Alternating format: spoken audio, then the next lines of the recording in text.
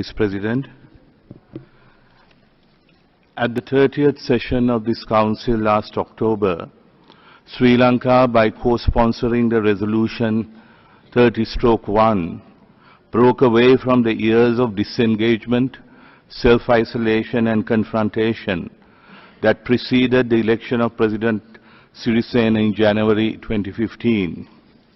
Sri Lanka, hailed at independence in 1948 as a potential Switzerland of the East, is now ready to come to terms with the many tragedies we have had to face as a nation in the past 68 years and move forward as a brave new country in order to harness the peace and prosperity that our people truly deserve.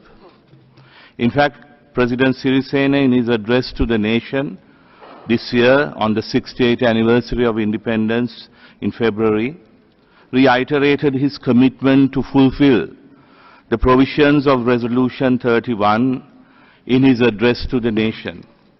He said that Sri Lanka is committed to implement the resolution to protect the dignity of our state, our people, and also our security forces, and that we will implement the proposals with patience, discipline, and restraint.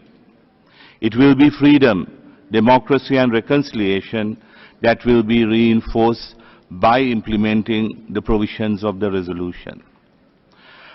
When Sri Lanka's unity government marks its first year in office in August this year, there will be many achievements to look back on with a certain sense of satisfaction.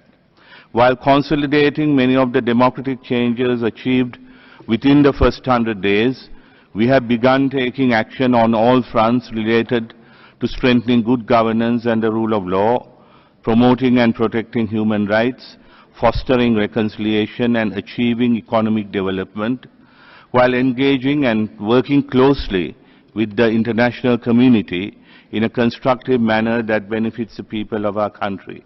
In order to ensure that the setting up of the reconciliation mechanism is done effectively, as the High Commissioner just mentioned, a secretariat for coordinating the reconciliation mechanism has been set up under the office of the Prime Minister.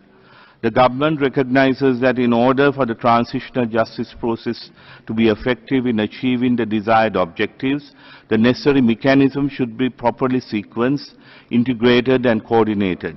Some have started raising alarm bells that sequencing of mechanisms is a delay tactic or means to omit the component of justice. This, I say, is incorrect. The Secretariat for coordinating the mechanisms is already consulting experts and is working on obtaining the required training and capacity building for the relevant mechanisms, investigating techniques, forensic experts, prosecutorial strategies, so that when the designs are in place following the consultation process, the required expertise for the mechanisms will also be in place. And as also was mentioned, a task force consisting entirely of civil society representatives has been appointed to seek the views of the public that will inform the designing of the truth-seeking, justice, accountability and reparations mechanisms. The draft bill approved by Cabinet to establish a permanent and independent office on missing persons, which we believe is an essential component of the truth-seeking process, and the first mechanism in the Transitional Justice Program has already been gazetted and included in the order paper of Parliament to be taken up for debate next month. A bill to amend the registration of death or to enable the issuance of certificates of absence in respect of missing persons was also approved by Cabinet, and this too will be taken up in July.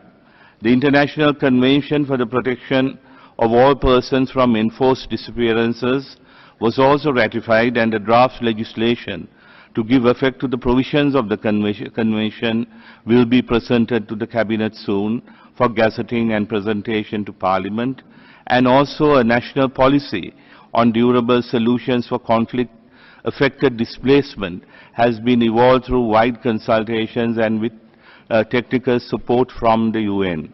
The policy is presently before Cabinet for approval and has been released to the public as well. A committee is also now putting the final touches to the first draft of the new counter-terrorism legislation that will repeal the much criticized and the much abused Prevention of Terrorism Act, in keeping with Sri Lanka's commitment and obligations to human rights and countering terrorism. Technical assistance for this purpose has been sought from the UN Counter-Terrorism Committee Executive Directorate. Last week, the military released another 701 acres of land to the District Secretary of Jaffna, out of which 201 acres were handed over to their original owners on the 25th of June.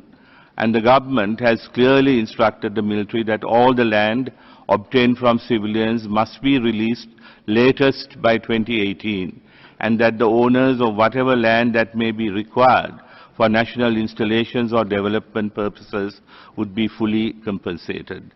Sri Lanka is also now open to the world and engages with the international community with courage and confidence.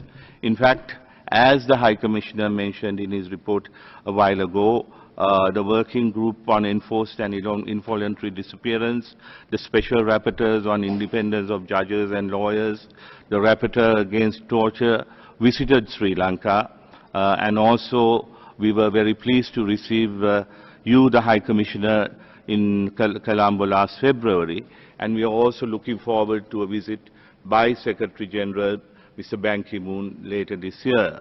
And I take this opportunity to invite all who are interested in Sri Lanka's progress to visit us, including all those who criticize us fairly or unfairly. We are ready and willing to accept praise as well as criticism in the correct spirit and use both for reflection and improvement. Mr. President, reconciliation does not happen at once, overnight. It requires effort, hard work, commitment and careful, continuous, concrete action. It is not an end that can be reached where no further work is required. It is not a box that can be ticked as achieved. It is a journey that requires constant striving, a commitment towards which our nation should be bound across generations, and a central tenet of governance, because the price to pay if we falter is not one our nation can endure. Once again, after over 30 years of bloodshed that has spared no one.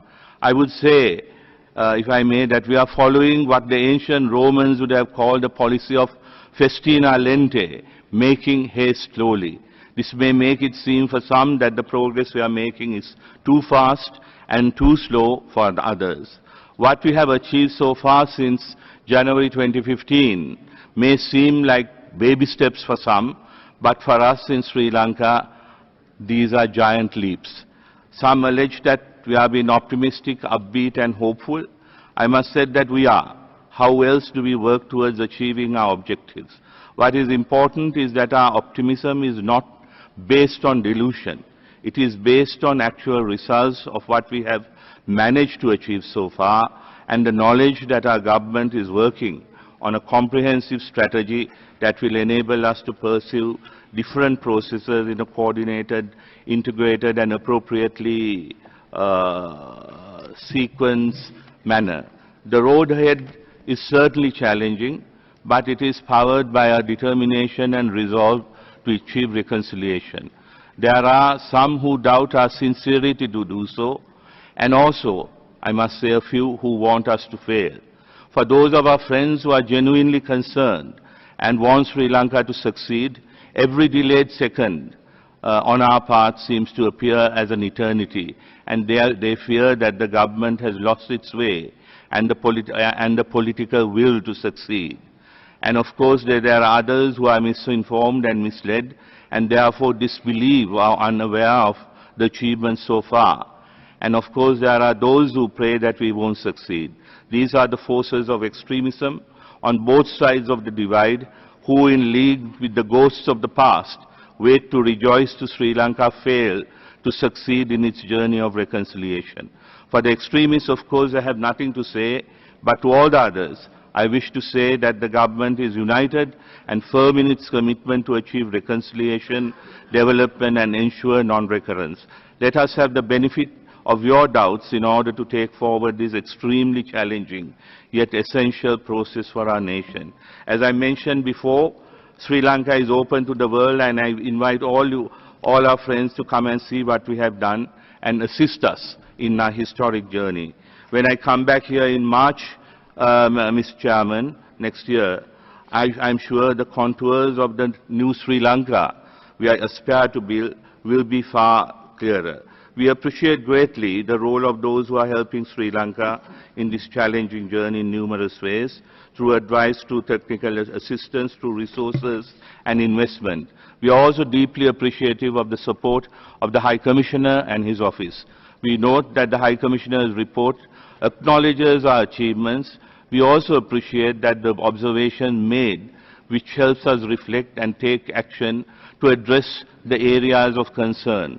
And we look forward to continue to work in close cooperation with the international community in our journey towards economic and social progress, reconciliation, and achieving durable peace for our people. I urge all of you to support our journey with patience and perseverance. Thank you. I thank you, Excellency, Minister of Foreign Affairs of Sri Lanka, for your statement. And now